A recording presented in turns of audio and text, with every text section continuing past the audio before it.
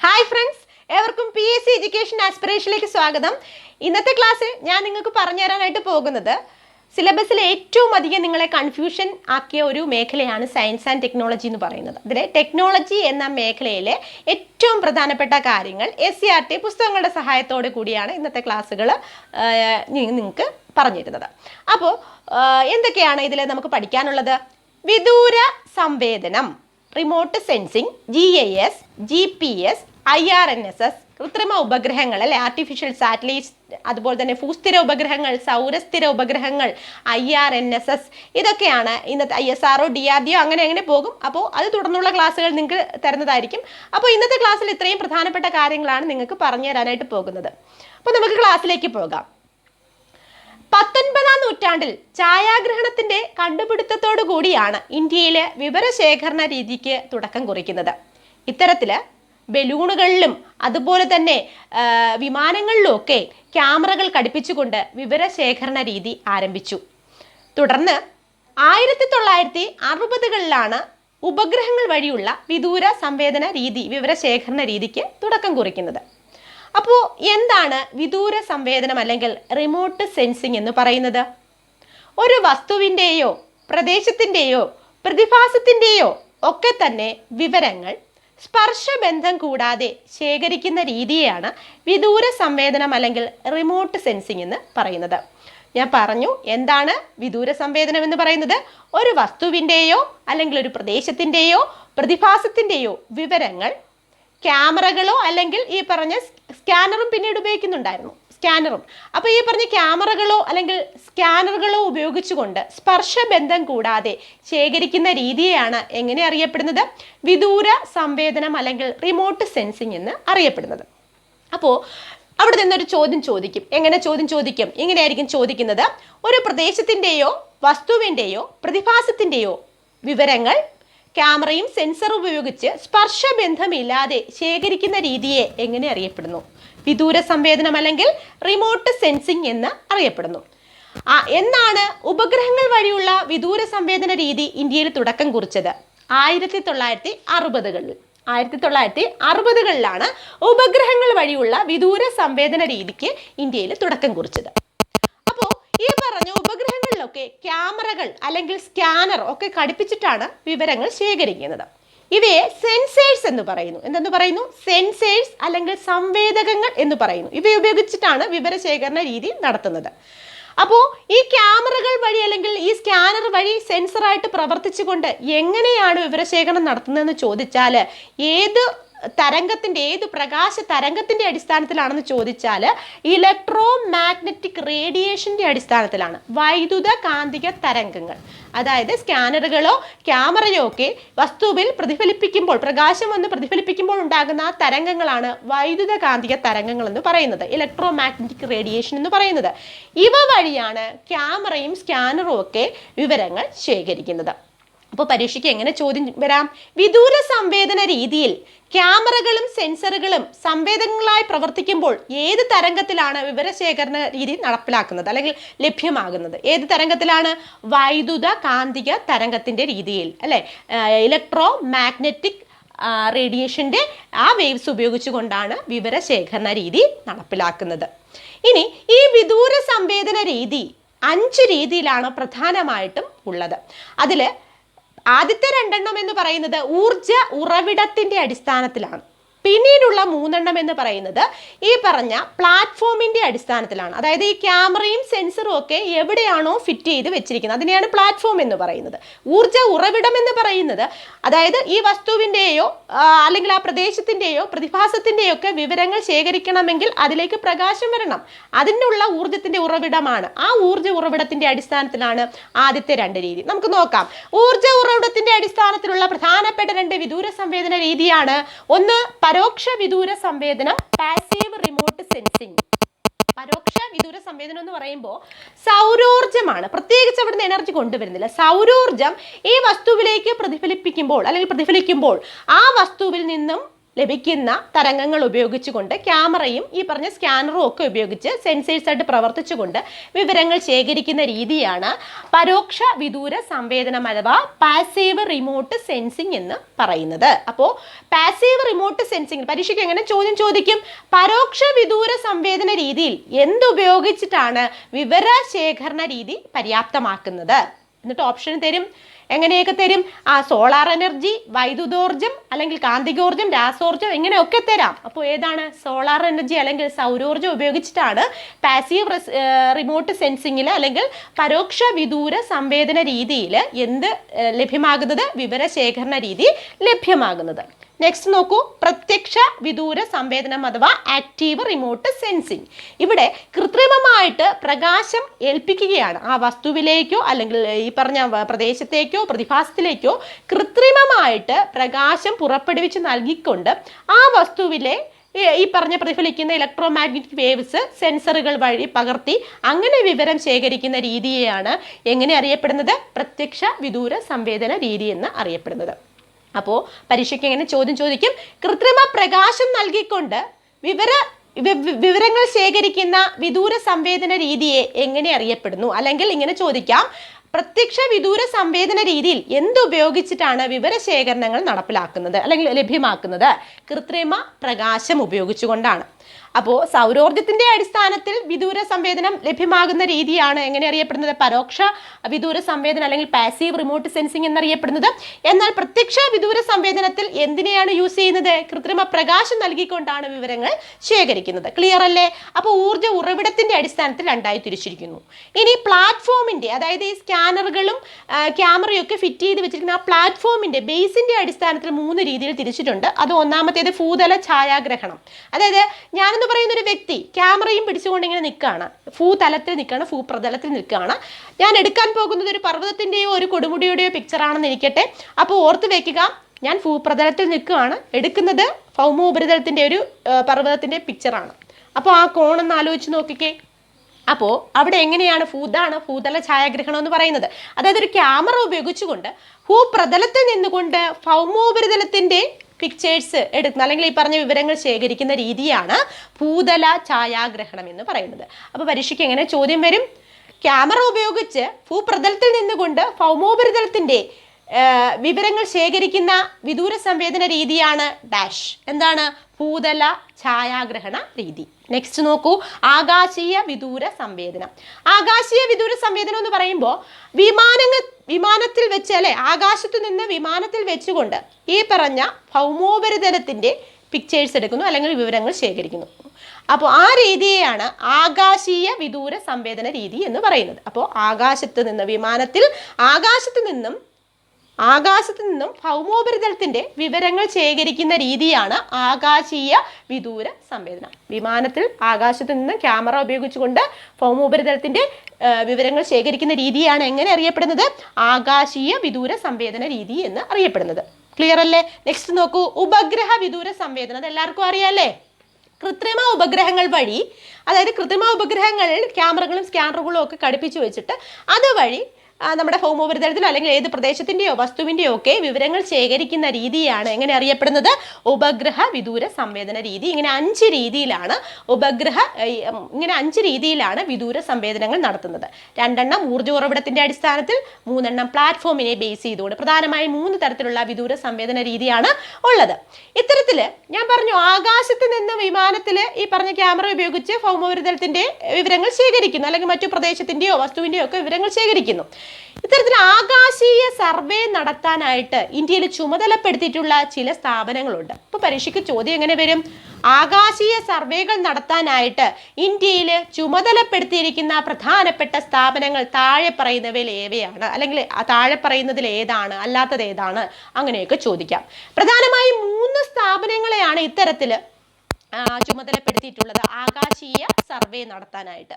അപ്പോൾ ആകാശീയ സർവേ നടത്താനായിട്ട് ഇന്ത്യയിൽ ചുമതലപ്പെടുത്തിയിട്ടുള്ള ആ 3 സ്ഥാപനങ്ങളാണ്: 1 ഇന്ത്യൻ വ്യോമസേന, 2 കൊൽക്കത്തയിലെ aerospace company. 3 national remote sensing centre. ഏതൊക്കെയാണ്?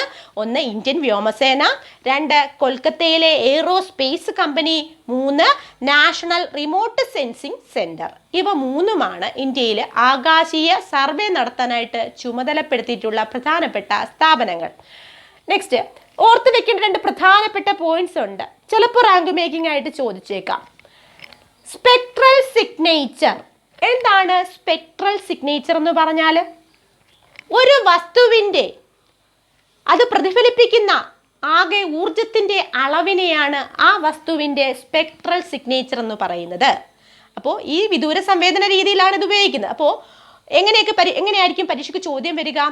ഒരു വസ്തുവിൻ്റെ ഊർജത്തിൻ്റെ അളവിനെ പ്രതിഫലിപ്പിക്കാനുള്ള അതിൻ്റെ കഴിവിനെ, അതിൻ്റെ ഊർജത്തിൻ്റെ പ്രതിഫലിപ്പിക്കുന്ന പരമാവധി ഊർജത്തിൻ്റെ അളവിനെ എങ്ങനെ അറിയപ്പെടുന്നു? Spectral signature. ഒരു വസ്തു പ്രതിഫലിപ്പിക്കുന്ന അതിൻ്റെ ഊർജത്തിൻ്റെ അളവിനെയാണ് എങ്ങനെ അറിയപ്പെടുന്നത്? സ്പെക്ട്രൽ സിഗ്നേച്ചർ എന്ന് അറിയപ്പെടുന്നത്. നെക്സ്റ്റ് നോക്കൂ, സ്പെഷ്യൽ റെസല്യൂഷൻ. എന്താണ് സ്പെഷ്യൽ റെസല്യൂഷൻ? കുറച്ചു മുൻപ് ഞാൻ പറഞ്ഞു, ക്യാമറയും സ്കാനറുമാണ് സെൻസേഴ്സ് അല്ലെങ്കിൽ സംവേദകങ്ങളായിട്ട് പ്രവർത്തിക്കുന്നതെന്ന്. ഈ ക്യാമറയ്ക്കും സ്കാനറിനും ഒക്കെയുള്ള ആ സെൻസേഴ്സിന് ഭൗമോപരിതലത്തിലെ ഏറ്റവും ചെറിയ വസ്തുവിൻ്റെ വരെ വലിപ്പം നിർണ്ണയിക്കാനുള്ള കഴിവിനെയാണ് എങ്ങനെ അറിയപ്പെടുന്നത്? സ്പെഷ്യൽ റെസല്യൂഷൻ എന്നറിയപ്പെടുന്നത്. അപ്പോൾ പരീക്ഷയ്ക്ക് എങ്ങനെ ചോദ്യം ചോദിക്കും? സംവേദകങ്ങൾക്ക് അല്ലെങ്കിൽ സെൻസേഴ്സിന് ഭൗമോപരിതലത്തിലെ ഏറ്റവും ചെറിയ വസ്തുവിൻ്റെ വരെ വലിപ്പം നിർണ്ണയിക്കാനുള്ള കഴിവിനെ എങ്ങനെ അറിയപ്പെടുന്നു? Special resolution. ക്ലിയർ അല്ലേ? അപ്പോൾ വസ്തു പ്രതിഫലിപ്പിക്കുന്ന ഊർജത്തിന്റെ അളവിനെയാണ് എങ്ങനെ അറിയപ്പെടുന്നത്? സ്പെക്ട്രൽ സിഗ്നേച്ചർ എന്നറിയപ്പെടുന്നത്. സെൻസറുകൾക്ക് ഭൗമോപരിതലത്തിലുള്ള ഏറ്റവും ചെറിയ വസ്തുവിൻ്റെ വരെ വലിപ്പം നിർണ്ണയിക്കാനുള്ള കഴിവിനെയാണ് എങ്ങനെ അറിയപ്പെടുന്നത്? സ്പെഷ്യൽ റെസല്യൂഷൻ എന്ന് അറിയപ്പെടുന്നത്. ക്ലിയർ അല്ലേ? നെക്സ്റ്റ്, കൃത്രിമ ഉപഗ്രഹങ്ങൾ. കൃത്രിമ ഉപഗ്രഹങ്ങൾ പ്രധാനമായും 2 രീതിയിലാണുള്ളത് അല്ലേ? 2 തരത്തിലാണുള്ളത്. എല്ലാവർക്കും അറിയാമായിരിക്കും അല്ലേ? ഭൂസ്ഥിര ഉപഗ്രഹങ്ങളെന്നും അതുപോലെ തന്നെ സൗരസ്ഥിര ഉപഗ്രഹങ്ങളെന്നും കൃത്രിമ ഉപഗ്രഹങ്ങളെ 2ആയിട്ട് തിരിക്കാം. ഇനി എന്തൊക്കെയാണ് ഇവയുടെ പ്രത്യേകതകൾ? എങ്ങനെയാണ് ഒരു ഉപഗ്രഹം ഭൂസ്ഥിര ഉപഗ്രഹമാകുന്നത്? എങ്ങനെയാണ് ഒരു ഉപഗ്രഹം സൗരസ്ഥിര ഉപഗ്രഹമാകുന്നത്? നമുക്ക് അവയുടെ പ്രത്യേകതകൾ ഒന്ന് പഠിച്ചു വെക്കാം. പ്രധാനപ്പെട്ട ചില പ്രത്യേകതകൾ നോക്കൂ. ഭൂസ്ഥിര ഉപഗ്രഹങ്ങൾ. ഈ ഭൂസ്ഥിര ഉപഗ്രഹങ്ങളുടെ ഭ്രമണ സഞ്ചാരം എന്ന് പറയുന്നത് ഇതെങ്ങനെയാണ് സഞ്ചരിക്കുന്നതെന്ന് ചോദിച്ചാൽ ഭൂമിയുടെ ഭ്രമണ സഞ്ചാരത്തിൻ്റെ അതേ മാതൃകയിൽ, ഇപ്പോൾ ഭൂമി എങ്ങനെയാണോ ഭ്രമണം ചെയ്യുന്നത് അതേ മാതൃകയിൽ തന്നെയാണ് ഭൂസ്ഥിര ഉപഗ്രഹങ്ങൾ ഭ്രമണം ചെയ്യുന്നത്, സഞ്ചരിക്കുന്നത്. ക്ലിയർ അല്ലേ? അപ്പോൾ പരീക്ഷയ്ക്ക് എങ്ങനെ ചോദ്യം വരും? ഭൂമിയുടെ ഭ്രമണ സഞ്ചാര അതേ മാതൃകയിൽ സഞ്ചരിക്കുന്ന ഉപഗ്രഹങ്ങളെ ഏത് പേരിട്ട് വിളിക്കുന്നു? ഭൂസ്ഥിര ഉപഗ്രഹങ്ങൾ. അപ്പോൾ ഭൂമിയുടെ ഭ്രമണ സഞ്ചാര മാതൃകയിൽ സഞ്ചരിക്കുന്ന ഉപഗ്രഹങ്ങൾ എന്ത് ഉപഗ്രഹങ്ങളാണ്? ഭൂസ്ഥിര ഉപഗ്രഹങ്ങളാണ്. നെക്സ്റ്റ് നോക്കൂ, സഞ്ചാരപഥം. ഇവിടെ സഞ്ചാരപഥം എന്ന് പറയുന്നത് ഭൗമോപരിതലത്തിൽ നിന്നും ഏകദേശം 3600 കിലോമീറ്റർ ഉയരത്തിലാണ്. അപ്പോൾ ഇവിടെ സഞ്ചാരപഥം ഭൗമോപരിതലത്തിൽ നിന്നും എത്ര കിലോമീറ്റർ ഉയരത്തിലാണ്? 3600 കിലോമീറ്റർ ഉയരത്തിലാണ്. അപ്പോൾ ഓർത്ത് വെക്കുക, പരീക്ഷയ്ക്ക് എങ്ങനെ ചോദ്യം വരും? ഭൂസ്ഥിര ഉപഗ്രഹങ്ങളുടെ സഞ്ചാരപഥം ഡാഷ് കിലോമീറ്റർ ആണ്. ഭൗമോപരിതലത്തിൽ നിന്നും ഡാഷ് കിലോമീറ്റർ ഉയരത്തിലാണ്. എത്ര കിലോമീറ്റർ ഉയരത്തിലാണ്? 3600 കിലോമീറ്റർ ഉയരത്തിലാണ് ഭൂസ്ഥിര ഉപഗ്രഹങ്ങളുടെ സഞ്ചാരപഥം. നെക്സ്റ്റ് നോക്കൂ, ഇവിടെ നിരീക്ഷണം, ഈ ഭൂസ്ഥിര ഉപഗ്രഹങ്ങളുടെ നിരീക്ഷണം എന്ന് പറയുന്നത് ഭൂമിയുടെ 1/3 ഭാഗത്തോളമാണ്. ഭൂമിയുടെ 1/3 ഭാഗത്തോളമാണ് ഈ ഭൂസ്ഥിര ഉപഗ്രഹങ്ങളുടെ നിരീക്ഷണം എത്തുന്നത്. നെക്സ്റ്റ് നോക്കൂ, ഭൂമിയുടെ തുല്യ ഭ്രമണവേഗതയാണുള്ളത്. ഭൂമിയുടെ ഭ്രമണവേഗത എത്രയാണോ അതേ ഭ്രമണവേഗത തന്നെയാണ് ഏതിനുമുള്ളത്? ഭൂസ്ഥിര ഉപഗ്രഹങ്ങൾക്കും. അതേ മാതൃകയിൽ തന്നെയാണ് കറങ്ങുന്നത്. വേഗതയും സ്പീഡും അതുപോലെ തന്നെയാണ്. അപ്പോൾ പരീക്ഷയ്ക്ക് എങ്ങനെ ചോദ്യം വരും? ഭൂമിയുടെ തുല്യ ഭ്രമണവേഗതയുള്ള ഉപഗ്രഹങ്ങളെ എങ്ങനെ അറിയപ്പെടുന്നു? കൃത്രിമ ഉപഗ്രഹങ്ങളെ എങ്ങനെ അറിയപ്പെടുന്നു? ഭൂസ്ഥിര ഉപഗ്രഹങ്ങൾ എന്ന് അറിയപ്പെടുന്നു. നെക്സ്റ്റ് നോക്കൂ, ഒരു ഭൂപ്രദേശത്തിന്റെ സ്ഥിരമായിട്ടുള്ള വിവരങ്ങൾ നൽകുകയാണ് ഇവയുടെ ജോലി. ഒരു ഭൂപ്രദേശത്തിന് തന്നെ സ്ഥിരമായിട്ട് ആ വിവരങ്ങൾ തന്നെ നൽകിക്കൊണ്ടിരിക്കും. ഏതൊരു ഭൂപ്രദേശത്തിലേക്കാണോ ഇത് അയക്കുന്നത് ആ പ്രദേശത്ത് തന്നെ വിവരങ്ങളായിരിക്കും സ്ഥിരമായിട്ട് നൽകിക്കൊണ്ടിരിക്കുന്നത്. അത്തരം ഉപഗ്രഹങ്ങളെയാണ് എന്തെന്നറിയപ്പെടുന്നത്? ഭൂസ്ഥിര ഉപഗ്രഹങ്ങൾ എന്ന് അറിയപ്പെടുന്നത്. ഇനി നോക്കൂ, ഇവ എന്തിനൊക്കെ വേണ്ടിയിട്ടാണ് ഭൂസ്ഥിര ഉപഗ്രഹങ്ങൾ ഉപയോഗിക്കുന്നത്? വാർത്താവിനിമയത്തിനും അതുപോലെ തന്നെ ദിനാന്തരീക്ഷ സ്ഥിതി മനസ്സിലാക്കാനും വേണ്ടിയിട്ടാണ്. വാർത്താവിനിമയത്തിനും ദിനാന്തരീക്ഷ സ്ഥിതി, ഓരോ ദിവസവുമുള്ള അന്തരീക്ഷത്തിലെ സ്ഥിതി മനസ്സിലാക്കാനും നമ്മൾ എന്ത് ഉപഗ്രഹങ്ങളെയാണ് ഉപയോഗിക്കുന്നത്? ഭൂസ്ഥിര ഉപഗ്രഹങ്ങളെയാണ് ഉപയോഗിക്കുന്നത്. അപ്പോൾ പരീക്ഷയ്ക്ക് ഇങ്ങനെ ചോദ്യം വരും. എങ്ങനെ ചോദ്യം വരും? വാർത്താവിനിമയത്തിനും ദിനാന്തരീക്ഷ സ്ഥിതി മനസ്സിലാക്കാനുമായിട്ട് ഉപയോഗിക്കുന്ന കൃത്രിമ ഉപഗ്രഹങ്ങൾ താഴെ പറയുന്നവയിൽ ഏത് കാറ്റഗറിയിൽ, ഏത് വിഭാഗത്തിൽ പെടുന്നു? ഏത് വിഭാഗത്തിൽ പെടുന്നു? ഭൂസ്ഥിര വിഭാഗത്തിൽ പെടുന്നു. അപ്പോൾ ദിനാന്തരീക്ഷ സ്ഥിതി മനസ്സിലാക്കാനും വാർത്താവിനിമയവും ഒക്കെ നൽകാനും വേണ്ടിയിട്ട് ഉപയോഗിക്കുന്ന ഏത് തരം ഉപഗ്രഹങ്ങളാണ്? നമ്മൾ ഈ പറഞ്ഞ മൊബൈലും മറ്റേ ഈ പറഞ്ഞ നമ്മുടെ ഉപഗ്രഹങ്ങൾ വഴി നമ്മുടെ ചാനലുകളും ഒക്കെ നമ്മൾ കാണുന്നത് ഇതുവഴിയാണ് അല്ലേ? വാർത്താവിനിമയത്തിനും ദിനാന്തരീക്ഷ സ്ഥിതി മനസ്സിലാക്കാൻ ഉപയോഗിക്കുന്ന ഉപഗ്രഹങ്ങളാണ് ഏതെന്ന് പറയുന്നത്? ഭൂസ്ഥിര ഉപഗ്രഹങ്ങൾ എന്ന് പറയുന്നത്. ഇത് ഉദാഹരണമാണ് ഇൻസാറ്റ് ഉപഗ്രഹങ്ങൾ. എന്താണ്? ഇൻസാറ്റ് ഉപഗ്രഹങ്ങൾ. അപ്പൊ എന്തൊക്കെയാണ് ഭൂസ്ഥിര ഉപഗ്രഹങ്ങളുടെ പ്രത്യേകത? ആദ്യം ഇത് സഞ്ചരിക്കുന്നത് ഭൂമിയുടെ ഭ്രമണത്തിന്റെ അതേ മാതൃകയിൽ തന്നെയാണ് സഞ്ചരിക്കുന്നത്. ഇതിന്റെ നിരീക്ഷണം അല്ലെങ്കിൽ ഇതിന്റെ സഞ്ചാര പഥം എന്ന് പറയുന്നത് ഭൗമോപരിതലത്തിൽ നിന്ന് ഏതാണ്ട് 3600 കിലോമീറ്റർ ഉയരത്തിലാണ്. ഭൂമിയുടെ തുല്യ ഭ്രമണ വേഗതയാണ്, അതേ സ്പീഡ് തന്നെയാണ് ഉള്ളത്. പിന്നെ എന്താ പറഞ്ഞത്? ഇതിന്റെ നിരീക്ഷണം എന്ന് പറയുന്നത് ഭൂമിയുടെ 1/3 ഭാഗത്തോളമാണ് ഇതിന്റെ നിരീക്ഷണം എത്തുന്നത്. പിന്നീട് നമ്മൾ എന്താ പറഞ്ഞത്? ഒരു ഭൂപ്രദേശത്തിന് തന്നെ സ്ഥിരമായ വിവരങ്ങൾ ഇങ്ങനെ നൽകിക്കൊണ്ടിരിക്കുകയാണ് ഭൂസ്ഥിര ഉപഗ്രഹങ്ങൾ ചെയ്യുന്നത്. അതുപോലെ തന്നെ ദിനാന്തരീക്ഷ സ്ഥിതി മനസ്സിലാക്കാനും വാർത്താവിനിമയത്തിന് ഉപയോഗിക്കുന്ന ഉപഗ്രഹങ്ങളാണ് ഭൂസ്ഥിര ഉപഗ്രഹങ്ങൾ.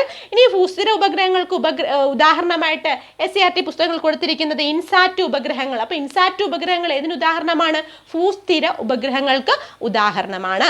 ഇത്രയും കാര്യങ്ങൾ ഭൂസ്ഥിര ഉപഗ്രഹങ്ങളുമായി ബന്ധപ്പെട്ട് പഠിച്ചു വെക്കുക. അതായത് ഭൂമിയുടെ ഭ്രമണ സഞ്ചാരം, 3600 കിലോമീറ്റർ ഉയരം, 1/3 ഭാഗം ഭൂമിയുടെ നിരീക്ഷണം, ഭൂമിയുടെ തുല്യ ഭ്രമണ വേഗതയാണ്.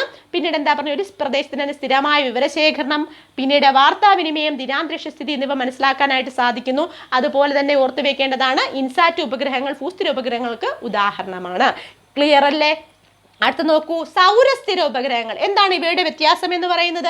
അത് നമുക്കറിയാം, ഭൂമി നമ്മൾ ഈ പറഞ്ഞ ഗ്ലോബും ഇതൊക്കെ മാപ്പൊക്കെ വരയ്ക്കാൻ നമ്മൾ നോർത്ത് പോള് സൗത്ത് പോൾ എന്ന് പറയാറില്ലേ? ധ്രുവങ്ങൾ. അപ്പോൾ ഈ ധ്രുവങ്ങളുടെ അടിസ്ഥാനത്തിലാണ് ഭൂമിയെ വലം വയ്ക്കുന്നത്. നമ്മൾ പറഞ്ഞു ഭൂമിയുടെ ഭ്രമണ വേഗത, ഭൂമി എങ്ങനെയാണോ ഭ്രമണം ചെയ്യുന്നത് അതേ മാതൃകയിൽ വലം വയ്ക്കുകയാണ് ഭൂസ്ഥിര ഉപഗ്രഹങ്ങൾ ചെയ്യുന്നതെങ്കിൽ സൗരസ്ഥിര ഉപഗ്രഹങ്ങൾ എങ്ങനെയാണ്? ഇങ്ങനെയാണ്. അതായത് നോർത്ത് പോൾ സൗത്ത് പോൾ ഇങ്ങനെയാണ്, top to bottom north pole south pole ഇങ്ങനെയാണ് ഭ്രമണം ചെയ്യുന്നത്. അപ്പോൾ എങ്ങനെ ചോദ്യം വരും? ഭൂമിയുടെ ധ്രുവങ്ങളുടെ അടിസ്ഥാനത്തിൽ അല്ലെങ്കിൽ അതേ മാതൃകയിൽ വലം വയ്ക്കുന്ന ഉപഗ്രഹങ്ങൾ എങ്ങനെ അറിയപ്പെടുന്നു? സൗരസ്ഥിര ഉപഗ്രഹങ്ങൾ എന്ന് അറിയപ്പെടുന്നു. ധ്രുവങ്ങളുടെ അത് മോഡലാക്കിക്കൊണ്ട് അതേ മാതൃകയിലാണ് ഭൂമിയെ വലം വയ്ക്കുന്നത്. ഇതിന്റെ സഞ്ചാരപഥം എന്ന് പറയുന്നത് ഭൗമോപരിതലത്തിൽ നിന്നും 900 കിലോമീറ്റർ അകലെയാണ്, ഉയരത്തിലാണ്. ഭൗമോപരിതലത്തിൽ നിന്നും 900 കിലോമീറ്റർ ഉയരത്തിലാണ് ഏത് സ്ഥിതി ചെയ്യുന്നത്? എന്ത് ഉപഗ്രഹങ്ങളുള്ളത്? സൗരസ്ഥിര ഉപഗ്രഹങ്ങളുള്ളത്. എന്നാൽ ഭൗമോപരിതലത്തിൽ നിന്ന് 3600 കിലോമീറ്റർ ഉയരത്തിലാണ് ഭൂസ്ഥിര ഉപഗ്രഹങ്ങൾ ഉള്ളത്. വ്യത്യാസം മനസ്സിലാകുന്നുണ്ടല്ലോ? ഇനി നോക്കൂ, ഇത് കൃത്യമായ ഇടവേളകളിൽ ഒരു പ്രദേശത്തിന്റെ തന്നെ ആവർത്തനമായ വിവരം, ഒരു പ്രദേശത്തിന് തന്നെ ആവർത്തനമായ വിവരങ്ങൾ തന്നുകൊണ്ട് കൃത്യമായ ഇടവേളകളിലായിരിക്കും തരുന്നത്. ഒരു പ്രദേശത്തിന് തന്നെ ആവർത്തിച്ച് ആ വിവരങ്ങൾ തന്നെ തന്നുകൊണ്ടിരിക്കുന്നു. എന്നാൽ ഒരു പ്രദേശത്തിന് സ്ഥിരമായ വിവരങ്ങളാണ് ഭൂസ്ഥിര ഉപഗ്രഹങ്ങൾ തരുന്നത്. എന്നാൽ ഒരു പ്രദേശത്തിന് തന്നെ ആവർത്തിച്ചുള്ള വിവരങ്ങൾ കൃത്യമായ ഇടവേളകൾ ലഭ്യമാക്കുന്നു സൗരസ്ഥിര ഉപഗ്രഹങ്ങൾ. നെക്സ്റ്റ് നോക്കൂ, ഇത് എന്തിനൊക്കെ വേണ്ടി ഉപയോഗിക്കുന്നത്? നമ്മൾ പറഞ്ഞു ഭൂസ്ഥിര ഉപഗ്രഹങ്ങൾ എന്തിനൊക്കെ വേണ്ടിയ? വാർത്താവിനിമയത്തിനും ദിനാന്തരീക്ഷ സ്ഥിതി മനസ്സിലാക്കാനുമാണെങ്കിൽ ഭൂസ്ഥിര ഉപഗ്രഹങ്ങൾ ഉപയോഗിക്കുന്നത് പ്രകൃതി വിഭവങ്ങളും ഭൂവിനിയോഗവും ഭൂഗർഭ ജലവും ഒക്കെ കണ്ടുപിടിക്കാൻ. പ്രകൃതി വിഭവങ്ങൾ എത്രമാത്രം വിനിയോഗം ചെയ്തു, ഭൂഗർഭ ജലം ഉണ്ടെങ്കിൽ അതിന്റെ സാന്നിധ്യം, ഭൂവിനിയോഗം, പ്രകൃതി വിഭവങ്ങളുടെ കണ്ടെത്തൽ, ഇതിനൊക്കെ സഹായിക്കുന്ന ഉപഗ്രഹങ്ങളാണ് എന്ന് പറയുന്നത് സൗരസ്ഥിര ഉപഗ്രഹങ്ങൾ എന്ന് പറയുന്നത്. അപ്പൊ സൗരസ്ഥിര ഉപഗ്രഹങ്ങൾ എന്തിനു വേണ്ടിയിട്ടൊക്കെ ഉപയോഗിക്കുന്നത്? പ്രകൃതി വിഭവങ്ങളുടെ കണ്ടുപിടുത്തം. അതായത് പ്രകൃതി വിഭവങ്ങൾ എന്ന് പറയുമ്പോൾ ജലം അല്ലെ, വായു, ഇപ്പൊ ഇതൊക്കെ ഉണ്ടോ എന്ന് നമ്മൾ ഈ പറഞ്ഞ ഉപഗ്രഹങ്ങളൊക്കെ നിർമ്മിച്ച് അയക്കുമ്പോൾ പല സ്ഥലത്തും ഇതൊക്കെ ഉണ്ടോ എന്ന് തിരിച്ചറിയാൻ വേണ്ടിയിട്ട് അല്ലെ, പ്രകൃതി വിഭവങ്ങൾ ഉണ്ടോ എന്ന് അറിയാൻ വേണ്ടിയിട്ട് വിനിയോഗം ചെയ്യാൻ അറിയുന്നത്, അതിനെക്കുറിച്ച് അതുമായിട്ട് ബന്ധപ്പെട്ട വിവരങ്ങൾ, ഭൂഗർഭ ജലം ഉണ്ടെങ്കിൽ അത് കണ്ടുപിടിക്കാനുള്ള വിവരങ്ങൾ, ഇതൊക്കെ ലഭ്യമാകുന്നത് സൗരസ്ഥിര ഉപഗ്രഹങ്ങൾ വഴിയാണ്. ഇനി നോക്കൂ, വിദൂര സംവേദനത്തിന് ഏറ്റവും, നമ്മളിപ്പോൾ പഠിച്ചത് വിദൂര സംവേദനത്തെ കുറിച്ചല്ലേ. അപ്പോൾ ഈ വിദൂര സംവേദനത്തിന് അല്ലെങ്കിൽ റിമോട്ട് സെൻസിങ്ങിന് ഏറ്റവും കൂടുതൽ ഉപയോഗിക്കുന്നത് ഏതാണെന്ന് ചോദിച്ചാൽ സൗരസ്ഥിര ഉപഗ്രഹങ്ങളാണ്. അപ്പോൾ പരീക്ഷയ്ക്ക് എങ്ങനെ ചോദ്യം ചോദിക്കും? ഈ വിദൂര സംവേദനത്തിന് ഏറ്റവും കൂടുതൽ ഉപയോഗിക്കുന്ന കൃത്രിമ ഉപഗ്രഹങ്ങൾ ഏവയാണ്? ഭൂസ്ഥിര ഉപഗ്രഹങ്ങളാണോ സൗരസ്ഥിര ഉപഗ്രഹങ്ങളാണോ? സൗരസ്ഥിര ഉപഗ്രഹങ്ങളാണ് ഏറ്റവും കൂടുതൽ റിമോട്ട് സെൻസിങ്ങിന് അല്ലെങ്കിൽ വിദൂര സംവേദനത്തിന് ഉപയോഗിക്കുന്നത്. ഇനി ഇതിന് ഉദാഹരണമായിട്ടുള്ള ഉപഗ്രഹങ്ങളാണ് IRS ലാൻഡ് സാറ്റ് ഉപഗ്രഹങ്ങൾ. ഏതൊക്കെയാണ്? IRS ലാൻഡ് സാറ്റ് ഉപഗ്രഹം. കംപ്ലീറ്റ് ആയിട്ടും SCERT പുസ്തകങ്ങളെ ബേസ് ചെയ്തുകൊണ്ടാണ് വിവരങ്ങളൊക്കെ തരുന്നത്. അപ്പോൾ പഠിച്ചു വെക്കുക IRS ലാൻഡ് സാറ്റ്. അപ്പോൾ നമ്മൾ ഭൂസ്ഥിര ഉപഗ്രഹങ്ങൾക്ക് ഉദാഹരണം പറഞ്ഞ എന്തായിരുന്നു? ഇൻസാറ്റ് ഉപഗ്രഹങ്ങളായിരുന്നു. എന്നാൽ IRSും ലാൻഡ് സാറ്റും എന്ത് ഉപഗ്രഹങ്ങൾക്ക് ഉദാഹരണമാണ്? സൗരസ്ഥിര ഉപഗ്രഹങ്ങൾക്ക് ഉദാഹരണമാണ്. സൗരസ്ഥിര ഉപഗ്രഹങ്ങൾ ഞാൻ പറഞ്ഞു, ധ്രുവങ്ങളുടെ മോഡലിൽ ഭൂമിയെ വലം വയ്ക്കുന്നു. നോർത്ത് പോൾ, സൗത്ത് പോൾ ഇങ്ങനെയാണ്. എന്നാൽ ഭൂസ്ഥിര ഉപഗ്രഹങ്ങൾ ഭൂമിയുടെ ഭ്രമണ വേഗതയാണ്, അതേ മാതൃകയുമാണ് യൂസ് ചെയ്യുന്നത്. നെക്സ്റ്റ് നോക്കൂ, സഞ്ചാരപഥം 900 കിലോമീറ്റർ ഉയരത്തിലാണ്, മറ്റൊന്ന് 3600 കിലോമീറ്റർ ഉയരത്തിലാണ്. കൃത്യമായ ഇടവേളകളിൽ പ്രദേശത്തിന്റെ ആവർത്തനമായ വിവരങ്ങൾ നൽകിക്കൊണ്ടിരിക്കുന്നു. ഇടവേളകൾക്കനുസരിച്ചാണ് വിവരങ്ങൾ നൽകുന്നത്. പിന്നെ പ്രകൃതി വിഭവങ്ങളുടെ കണ്ടെത്തൽ, അതുപോലെ തന്നെ ഭൂവിനിയോഗം, ഭൂഗർഭജലം ഇവയുടെയൊക്കെ കണ്ടെത്തലിന് സഹായിക്കുന്നതും എന്ത് തന്നെയാണ്? സൗരസ്ഥിര ഉപഗ്രഹങ്ങളാണ്. പിന്നീട് നമ്മൾ പറഞ്ഞു വിദൂര സംവേദനത്തിന് ഏറ്റവും കൂടുതൽ ഉപയോഗിക്കുന്നതും സൗരസ്ഥിര ഉപഗ്രഹങ്ങളാണ്. ഇതിന് ഉദാഹരണമായിട്ടുള്ള പ്രധാനപ്പെട്ട ഉപഗ്രഹങ്ങൾ IRS ലാൻഡ് സാറ്റ് ഉപഗ്രഹങ്ങളാണ്. ക്ലിയർ അല്ലേ? അപ്പോൾ രണ്ട് പ്രധാനപ്പെട്ട കൃത്രിമ ഉപഗ്രഹങ്ങൾ ഞാൻ പറഞ്ഞു. ഏതൊക്കെയാണ് രണ്ട് പ്രധാനപ്പെട്ട കൃത്രിമ ഉപഗ്രഹങ്ങളെ രണ്ടായി തിരിച്ചിരിക്കുന്നു? ഭൂസ്ഥിര ഉപഗ്രഹങ്ങളെന്നും സൗരസ്ഥിര ഉപഗ്രഹങ്ങളെന്നും. ഓക്കെ അല്ലേ? നെക്സ്റ്റ് നോക്കൂ, ഇതിന്റെ പ്രയോജനങ്ങൾ. എന്തിന്റെ പ്രയോജനങ്ങൾ? റിമോട്ട് സെൻസിങ് അല്ലെങ്കിൽ വിദൂര സംവിധാനത്തിന്റെ പ്രയോജനങ്ങൾ എന്തെല്ലാം? പരീക്ഷയ്ക്ക് എങ്ങനെ ചോദ്യം ചോദിക്കും? താഴെ പറയുന്നവയിൽ വിദൂര സംവേദനത്തിന്റെ പ്രയോജനത്തിൽ പെടാത്തതേത്? പ്രയോജനത്തിൽ ഉൾപ്പെടാത്തത് ഏത്? ഉൾപ്പെട്ടത് ഏത്? എങ്ങനെയൊക്കെ പറഞ്ഞിട്ട് ഓപ്ഷൻ തരാം. ഇപ്പോൾ ഓപ്ഷൻസ് ഒക്കെ ഇങ്ങനെ both A and B and C, none of this ഇങ്ങനെയൊക്കെ പറഞ്ഞിട്ട് നമുക്ക് ക്വസ്റ്റ്യൻ വരാറുണ്ട്. അപ്പോൾ അതുകൊണ്ട് ശ്രദ്ധിച്ച് ഇങ്ങനെയുള്ള കാര്യങ്ങളൊന്ന് മനസ്സിലാക്കി വെക്കുക. റിമോട്ട് സെൻസിങ്ങുമായി ബന്ധപ്പെട്ട് അതിൻ്റെ പ്രയോജനങ്ങൾ, വിദൂര സംവേദനത്തിൻ്റെ പ്രയോജനങ്ങളാണ് എന്തൊക്കെയാണ്? ഒന്ന്, കാലാവസ്ഥാ നിർണയം. പിന്നീട് സമുദ്ര പര്യവേഷണം, ഭൂവിനിയോഗം. പിന്നെ ഭൂമിയിലെ വരൾച്ച, വെള്ളപ്പൊക്ക ബാധിത പ്രദേശങ്ങൾ, പിന്നെ വരൾച്ച ബാധിത പ്രദേശങ്ങൾ കണ്ടെത്താനും വെള്ളപ്പൊക്ക ബാധിത പ്രദേശങ്ങൾ കണ്ടെത്താനും അതുപോലെ തന്നെ ഉൾവനത്തിലെ കാട്ടുതീ കണ്ടുപിടിക്കാൻ, ഉൾവനങ്ങളിൽ ഉണ്ടാകുന്ന കാട്ടുതീ കണ്ടുപിടിക്കാൻ ഉപയോഗിക്കുന്നു. അതുപോലെ തന്നെ വിളകളുടെ വിസ്തൃതി എത്രമാത്രം ഉണ്ടെന്ന് കണ്ടുപിടിക്കാൻ, വിളകൾക്ക് കീടബാധ ഹെക്ടർ കണക്കിനുള്ള കൃഷി ഉണ്ടാവാറില്ലേ? അപ്പം അങ്ങനെയുള്ള സ്ഥലങ്ങളിലൊക്കെ വിളകളുടെ വിസ്തൃതി എത്രത്തോളം ഉണ്ടാകുന്നു, കീടബാധയുണ്ടെങ്കിൽ അത് കണ്ടുപിടിക്കാനും, അവയുടെ വളർച്ച എത്രത്തോളം എത്തിയെന്ന് കണ്ടുപിടിക്കാനും, ഇനി കീടബാധയുണ്ടെങ്കിൽ അതിൻ്റെ വ്യാപനം എത്രത്തോളം ഉണ്ടെന്ന് കണ്ടുപിടിക്കാനും, എണ്ണ പര്യവേഷണം, എണ്ണ കണ്ടെത്താനും ഒക്കെ, അതായത് നമ്മുടെ പെട്രോൾ അങ്ങനെയുള്ള എണ്ണ പര്യവേഷണ രംഗത്ത് എന്തുപയോഗിക്കുന്നുണ്ട്? റിമോട്ട് സെൻസിങ്, വിദൂര സംവേദനം ഉപയോഗിക്കുന്നുണ്ട്. ഭൂഗർഭ ജല ലഭ്യത നമ്മളിപ്പം പറഞ്ഞതാണ് അല്ലേ? സൗരസ്ഥിര ഉപഗ്രഹങ്ങൾ ഉപയോഗിച്ചാണ് നമ്മൾ ഈ റിമോട്ട് സെൻസിങ്ങിലൂടെയാണ് ഇത് സാധ്യമാകുന്നത്. അപ്പോൾ എത്രമാത്രം വലിയൊരു സാങ്കേതിക വിദ്യയാണ് റിമോട്ട് സെൻസിങ് എന്ന് പറയുന്നത്. അപ്പോൾ റിമോട്ട് സെൻസിങ്ങിൻ്റെ പ്രധാനപ്പെട്ട പ്രയോജനങ്ങൾ എന്തൊക്കെയാണെന്ന് ഒന്നുകൂടി പറയാം. കാലാവസ്ഥാ നിർണയം, സമുദ്ര പര്യവേഷണം, ഭൂവിനിയോഗം, വരൾച്ച അല്ലെങ്കിൽ വെള്ളപ്പൊക്ക ബാധിത പ്രദേശങ്ങൾ കണ്ടെത്തുക, ഉൾവനത്തിലെ കാട്ടുതീ കണ്ടെത്തുക, അതുപോലെ തന്നെ വിളകളുടെ വിസ്തൃതി, കീടബാധ, വളർച്ച അല്ലെങ്കിൽ കീടങ്ങൾ ബാധിച്ചിട്ടുണ്ടെങ്കിൽ എത്രമാത്രം വ്യാപിച്ചിട്ടുണ്ട്, എണ്ണ ലഭ്യത അല്ലെ, എണ്ണ പര്യവേഷണം, ഭൂഗർഭ ജല ലഭ്യത, ഇവയെല്ലാം കണ്ടുപിടിക്കുന്നത് അല്ലെങ്കിൽ ഇതൊക്കെ നമുക്ക് പര്യാപ്തമാകുന്നത് എന്തുവഴിയാണ്? റിമോട്ട് സെൻസിങ് അല്ലെങ്കിൽ വിദൂര സംവേദനം വഴിയാണ്. നല്ലൊരു സാങ്കേതിക വിദ്യയാണ് വിദൂര സംവേദനം. ക്ലിയർ അല്ലേ? ഇനി നോക്കൂ, വ്യോമചിത്ര ഉപയോഗം. ഇന്ത്യയിൽ ആദ്യമായിട്ട് വ്യോമചിത്ര ഉപയോഗങ്ങൾ നടപ്പിലാക്കിയത് അല്ലെങ്കിൽ അത് നടന്നത് ഏത് വർഷമാണെന്ന് ചോദിച്ചാൽ 1924 ഡെൽറ്റയുടെ ചിത്രീകരണത്തോടെയാണ്. അപ്പോൾ ഇന്ത്യയിൽ ആദ്യമായി ചിത്ര ഉപയോഗം, അതായത് വിമാനത്തിൽ നിന്ന് ചിത്രങ്ങൾ എടുക്കുന്നത്, വ്യോമചിത്ര ഉപയോഗം ആരംഭിച്ചത് 1924 ഡെൽറ്റകളുടെ ചിത്രീകരണത്തോടെയാണ് വ്യോമചിത്ര ഉപയോഗം ഇന്ത്യയിൽ ആദ്യമായിട്ട് ആരംഭിക്കുന്നത്. 1924 എന്താ നമുക്കുള്ള പ്രത്യേകത അല്ലേ? വൈക്കം സത്യാഗ്രഹം അല്ലേ? 1924. അപ്പോൾ ഇന്ത്യയിലെ ആദ്യത്തെ വ്യോമചിത്ര ഉപയോഗം 1924 ഡെൽറ്റയുടെ ചിത്രീകരണത്തോടെയാണ്. നെക്സ്റ്റ് നോക്കൂ, ഇത്തരത്തിൽ വ്യോമചിത്രങ്ങൾ എടുത്തതിന് ശേഷം അതിനെക്കുറിച്ച് വിശകലനം ചെയ്യാനും പഠിക്കാനുമൊക്കെ ആയിട്ട് ഒരു സ്ഥാപനം നിലവിൽ വന്നു. ഇന്ത്യയിൽ ആദ്യമായിട്ടൊരു സ്ഥാപനം നിലവിൽ വന്നു. ഏതാണ് ആ സ്ഥാപനം? നമ്മുടെ സിലബസിൽ പറയുന്നതാണ് ഇതുമായിട്ട് ബന്ധപ്പെട്ട ടെക്നോളജിയുമായി ബന്ധപ്പെട്ട പ്രധാനപ്പെട്ട സ്ഥാപനങ്ങളൊക്കെ അല്ലേ. അപ്പോൾ ഇങ്ങനെ ഒരു ചോദ്യം വരും. ഇന്ത്യയിൽ വ്യോമചിത്രങ്ങളുടെ ഉപയോഗം ആദ്യമായി വന്നത് ഏത് വർഷമാണ്? 924 ഡെൽറ്റയുടെ ചിത്രീകരണത്തോടെ. വ്യോമചിത്രങ്ങളെ കുറിച്ചുള്ള വിശകലനവും പഠനത്തിനുമായി ഇന്ത്യയിൽ ആദ്യമായി നിലവിൽ വന്ന സ്ഥാപനം ഏതായിരുന്നു? Photo interpretation institute. ഇത് ഡെറാഡൂണിലാണ് സ്ഥിതി ചെയ്യുന്നത്. ഫോട്ടോ ഇന്റർപ്രിട്ടേഷൻ ഇൻസ്റ്റിറ്റ്യൂട്ട് എവിടെ സ്ഥിതി ചെയ്യുന്നു? ഡെറാഡൂണിൽ. ഇതാണ് വ്യോമചിത്രങ്ങളുടെ പഠനത്തിനും വിശകലനത്തിനുമായി ഇന്ത്യയിൽ ആദ്യമായി നിലവിൽ വന്ന സ്ഥാപനം. പേരെന്താ ഞാൻ പറഞ്ഞത്? Photo interpretation institute. Photo interpretation institute. എവിടെയാണ് ആസ്ഥാനം? ഡെറാഡൂൺ. അല്ലെങ്കിൽ പരീക്ഷയ്ക്ക് ഇങ്ങനെ ഒരു ചോദ്യം ചോദിക്കും. എന്താണ്? ഫോട്ടോ ഇന്റർപ്രിട്ടേഷൻ ഇൻസ്റ്റിറ്റ്യൂട്ടിന്റെ ആസ്ഥാനം എവിടെ സ്ഥിതി ചെയ്യുന്നു? ഡെറാഡൂണിലാണ് സ്ഥിതി ചെയ്യുന്നത്. ഇനി നോക്കൂ, ഈ ഫോട്ടോ ഇന്റർപ്രിട്ടേഷൻ യൂണിറ്റ് ആദ്യമായിട്ട് വന്ന ഫോട്ടോ ഇന്റർപ്രിട്ടേഷൻ ഇൻസ്റ്റിറ്റ്യൂട്ട് പിന്നീട് എന്തായിട്ട് മാറി? Indian institute of remote sensing എന്ന പേരിലേക്ക് മാറി. അപ്പോൾ ഇന്ത്യയിൽ വ്യോമചിത്രങ്ങളുടെ പഠനത്തിനും വിശകലനത്തിനുമായി നിലവിൽ വന്ന സ്ഥാപനമായിരുന്നു ഫോട്ടോ ഇന്റർപ്രിട്ടേഷൻ ഇൻസ്റ്റിറ്റ്യൂട്ട്. ഇത് ഡെറാഡൂണിലായിരുന്നു.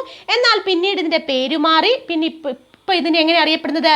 Indian institute of remote sensing, IIRS. Indian institute of remote sensing. ആസ്ഥാനം എവിടെ തന്നെയാണ്? ഡെറാഡൂൺ തന്നെയാണ്. അപ്പോൾ Indian institute of remote sensing എന്നാണ്, IIRS എന്നാണ് ഈ ഫോട്ടോ ഇന്റർപ്രിട്ടേഷൻ ഇൻസ്റ്റിറ്റ്യൂട്ടിനെ ഇപ്പോൾ അറിയപ്പെടുന്നത്.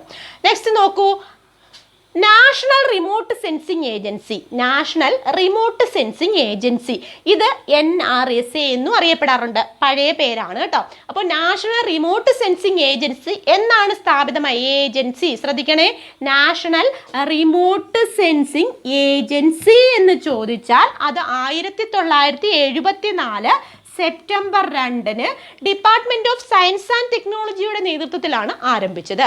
അപ്പോൾ സയൻസ് ആൻഡ് ടെക്നോളജി ഡിപ്പാർട്ട്മെന്റിന്റെ നേതൃത്വത്തിൽ 1974 September 2 national remote sensing agency ഇപ്പോൾ ഈ പേരിലല്ല അറിയപ്പെടുന്നത്. ഏജൻസി ആയിരുന്നു തുടങ്ങിയപ്പോൾ, 74 തുടങ്ങിയപ്പോൾ നാഷണൽ റിമോട്ട് സെൻസിങ് ഏജൻസി ആയിരുന്നു. എന്നാൽ ഇപ്പോൾ പിന്നീട് അത് എങ്ങനെ മാറി? ഇത് ISROയുടെ കീഴിൽ കുറച്ചും കൂടി ഗവൺമെന്റ് അപ്രൂവലൊക്കെ വന്നിട്ട് ISRO അല്ലേ, നമുക്കറിയാം Indian institute of space research and organisation. അതിനെക്കുറിച്ച് കൂടുതൽ കാര്യങ്ങൾ നമുക്ക് പഠിക്കാം. ISRO DRDO നമുക്ക് മറ്റൊരു ക്ലാസ്സിൽ പഠിക്കാം. അപ്പോൾ ഈ പറഞ്ഞ ISROയുടെ അണ്ടറിലേക്ക് ഇത് വന്നത് ഏത് വർഷമാണെന്ന് ചോദിച്ചാൽ 2008 സെപ്റ്റംബർ 1 അപ്പോൾ ഇതിന്റെ പേര് മാറി നാഷണൽ റിമോട്ട് സെൻസിങ് സെന്റർ എന്നായി മാറി. നാഷണൽ റിമോട്ട് സെൻസിങ് ഏജൻസി ആയിരുന്നു 1974 സെപ്റ്റംബർ 2 വന്നപ്പോൾ. പിന്നീട് അതിന്റെ പേര് എന്തായിട്ട് മാറി? National remote sensing centre. Agency എന്നുള്ളത് എന്തായിട്ട് മാറി? സെന്റർ എന്നായിട്ട് മാറി. ഇപ്പോൾ സെന്റർ എന്നാണ് അറിയപ്പെടുന്നത്. ISROയുടെ അണ്ടറിലാണുള്ളത്. 2008 സെപ്റ്റംബർ 1 ഇതിന്റെ ആസ്ഥാനം എവിടെ തന്നെയാ? ഹൈദരാബാദിൽ. ആദ്യം വന്നത് ഹൈദരാബാദിൽ തന്നെയാണ്. അപ്പോൾ നാഷണൽ റിമോട്ട് സെൻസിങ് സെന്റർ ആണ് ഇപ്പോൾ ഉള്ളത്, ഏജൻസി അല്ല. ഏജൻസി വന്നത് അങ്ങനെ പരീക്ഷയ്ക്ക് ചോദിക്കാം. National remote sensing agency 1974 September 2 അത് ഡിപ്പാർട്ട്മെന്റ് ഓഫ് സയൻസ് ആൻഡ് ടെക്നോളജിയുടെ കീഴിലായിരുന്നു. എന്നാൽ നാഷണൽ അത് പിന്നീട് മാറി, ISROയുടെ കീഴിലായത് നാഷണൽ റിമോട്ട് സെൻസിങ് എന്തായിട്ട് മാറി? സെന്റർ എന്നായിട്ട് മാറി. അത് 2008 സെപ്റ്റംബർ 1 ആസ്ഥാനം എവിടെയാണ്? ഹൈദരാബാദ് ആണല്ലേ. നെക്സ്റ്റ് നോക്കൂ, ഇത്തരത്തിൽ ഇന്ത്യയിൽ കൃത്രിമ ഉപഗ്രഹങ്ങളുടെ വിക്ഷേപണത്തിനൊക്കെ തുടക്കം കുറിച്ചു. അങ്ങനെ നമുക്കറിയാം ഇന്ത്യയിൽ ആദ്യമായിട്ട് വിക്ഷേപിച്ച കൃത്രിമ ഉപഗ്രഹം ഏതാണ്? ആര്യഭട്ടയാണല്ലേ. 1975 പഠിച്ചു വെക്കണം, ഉറപ്പായിട്ടും പഠിച്ചു വെക്കണം. കൂടുതൽ കൃത്രിമ ഉപഗ്രഹങ്ങളുമായിട്ട് ബന്ധപ്പെട്ട കാര്യങ്ങൾ നമുക്ക് അടുത്ത ക്ലാസ്സിൽ പഠിക്കാം. എങ്കിൽ ഇത്രയും കാര്യങ്ങൾ ഇപ്പോൾ ഒന്ന് ഓർത്ത് വെക്കുക, കാരണം ഇത് പുസ്തകത്തിൽ പ്രധാനമായിട്ടും പറഞ്ഞിരിക്കുന്ന കാര്യമായതുകൊണ്ട്. ആര്യഭട്ടയാണ് ഇന്ത്യയിലെ ആദ്യത്തെ കൃത്രിമ ഉപഗ്രഹമാണ് ആര്യഭട്ട. 1975 ഏപ്രിൽ 19 ഇത് എവിടെ നിന്നാണ് വിക്ഷേപിച്ചത്? ഇന്ത്യയിൽ നിന്നല്ല, റഷ്യയിൽ നിന്നാണ് വിക്ഷേപിച്ചത് അല്ലെ. ആര്യഭട്ട 1975 ഏപ്രിൽ 19 റഷ്യയിൽ നിന്നാണ് വിക്ഷേപിച്ചത്. ഇതിന്റെ ഭാരം എന്ന് പറയുന്നത് പഠിച്ചു വെക്കണം. ആര്യഭട്ടയുടെ ഭാരം 360 കിലോഗ്രാം. 360 കിലോഗ്രാം ആണ് ആര്യഭട്ടയുടെ ഭാരം എന്ന് പറയുന്നത്. ഇന്ത്യയിലെ ആദ്യത്തെ കൃത്രിമ ഉപഗ്രഹത്തിന്റെ ഭാരം. ക്ലിയർ അല്ലേ? 1975 ഏപ്രിൽ 19 ഭാരം 360 കിലോഗ്രാം വിക്ഷേപിച്ചത് റഷ്യയിൽ നിന്നാണ്, ഇന്ത്യയിൽ നിന്നല്ല. നെക്സ്റ്റ്, ഭൂസ്ഥിര ഉപഗ്രഹങ്ങളുടെ കൂട്ടത്തിൽ നമ്മൾ പറഞ്ഞു, ഭൂസ്ഥിര ഉപഗ്രഹങ്ങൾ പറഞ്ഞില്ലേ, അപ്പോൾ ഇൻസാറ്റ് ഉപഗ്രഹങ്ങൾ ആ കാറ്റഗറി വരുന്നതാണെന്ന് പറഞ്ഞു. ഇത്തരത്തിൽ ഭൂസ്ഥിര ഉപഗ്രഹങ്ങൾ ആദ്യമായിട്ട് വിക്ഷേപിച്ചത്, അല്ലെങ്കിൽ ആദ്യമായിട്ട് വിക്ഷേപിച്ച ഇന്ത്യയിൽ നിന്നല്ല റഷ്യയിൽ നിന്ന് വിക്ഷേപിച്ചാണ് ആദ്യമായിട്ടൊരു ഭൂസ്ഥിര ഉപഗ്രഹം പോയത്. അതിൻ്റെ പേര് ഭാസ്കര 1 എന്നായിരുന്നു. അപ്പോൾ ഇന്ത്യയിലെ ആദ്യ ഭൂസ്ഥിര ഉപഗ്രഹമാണ് ഭാസ്കര 1. 979 ഭാസ്കര 1 പോയത്. പിന്നീട് ഭാസ്കര 2 പോയി. അത് 981. രണ്ടും റഷ്യയിൽ നിന്ന് തന്നെയാണ് വിക്ഷേപിച്ചത്. അപ്പോൾ ഈ 3 ഉപഗ്രഹങ്ങൾ ഒന്ന് ഓർത്ത് വെക്കുക. ബാക്കിയുള്ള ഉപഗ്രഹങ്ങൾ നമുക്ക് നെക്സ്റ്റ് ക്ലാസ്സിൽ പഠിക്കാം. അപ്പോൾ ഓർത്ത് വെക്കുക, ഇന്ത്യയിലെ ആദ്യത്തെ കൃത്രിമ ഉപഗ്രഹമാണ് ആര്യഭട്ട. 975 ഏപ്രിൽ 19 റഷ്യയിൽ നിന്ന് വിക്ഷേപിച്ചു. ഇതിന്റെ ഭാരം 360 കിലോഗ്രാം ആണ്. ഇന്ത്യയിലെ ആദ്യത്തെ ഭൂസ്ഥിര ഉപഗ്രഹമാണ് ഭാസ്കര 1 979, ഭാസ്കര 2 981 വിക്ഷേപിച്ചു. രണ്ടും റഷ്യയിൽ നിന്ന് തന്നെയാണ് വിക്ഷേപിച്ചിരിക്കുന്നത്. ഇനി ഇന്ത്യയിൽ നിന്ന് വിക്ഷേപിച്ച ഭൂസ്ഥിര ഉപഗ്രഹമുണ്ട് രോഹിണി, അത് പിന്നീട് നമുക്ക് വേറൊരു ക്ലാസ്സിൽ പഠിക്കാം. ഓക്കെ, മറ്റ് പ്രധാനപ്പെട്ട സാങ്കേതിക വിദ്യകൾ ഏതൊക്കെയാണെന്ന് നമുക്ക് നോക്കാം. ആദ്യമായിട്ട് ഭൂവിവര വ്യവസ്ഥ. ഭൂവിവര വ്യവസ്ഥ അല്ലെങ്കിൽ Geographic information system, GIS. Geographic information system, GIS. GIS എന്ന് പറഞ്ഞാൽ എല്ലാവർക്കും അറിയാമായിരിക്കും അല്ലേ? GIS. ഇതിന് മലയാളം എന്താ? ഭൂവിവര വ്യവസ്ഥ, ജിയോഗ്രഫിക് ഇൻഫർമേഷൻ സിസ്റ്റം. എന്താണ് GIS എന്ന് നോക്കാം നമുക്ക്. അപ്പോൾ അതായത് GIS എന്ന് പറയുന്നത് ഭൂപടങ്ങൾ, ആകാശീയമായ അല്ലെങ്കിൽ ഉപഗ്രഹ ചിത്രങ്ങൾ, പട്ടികകൾ, സർവേകൾ ഇവയുടെ അടിസ്ഥാനത്തിൽ ഇവയൊക്കെ എടുത്തുകൊണ്ട് അതിനെ GIS സോഫ്റ്റ്വെയർ ഉപയോഗിച്ച് CD-യുടെയും അല്ലെങ്കിൽ സ്കാനറിൻ്റെയും ഒക്കെ സഹായത്തോടെ കമ്പ്യൂട്ടറിലേക്ക് കൊടുത്തുകൊണ്ട് കമ്പ്യൂട്ടർ അതിനെ വിശകലനം ചെയ്ത് പിന്നീട് അതിനെ എന്താക്കി മാറ്റുന്നു? ഭൂപടങ്ങളും പട്ടികകളും ഗ്രാഫുകളും ഒക്കെ ആക്കി മാറ്റി ഉള്ള ഒരു സാങ്കേതിക വിദ്യയാണ് എങ്ങനെ അറിയപ്പെടുന്നത്? GIS എന്ന് അറിയപ്പെടുന്നത്. അപ്പോൾ GIS-ന് എന്തൊക്കെ പ്രത്യേകതകളാണുള്ളത്, അല്ലെങ്കിൽ ഇതെങ്ങനെയാണ് പ്രവർത്തിക്കുന്നത് ചോദിച്ചാൽ എന്താണ്?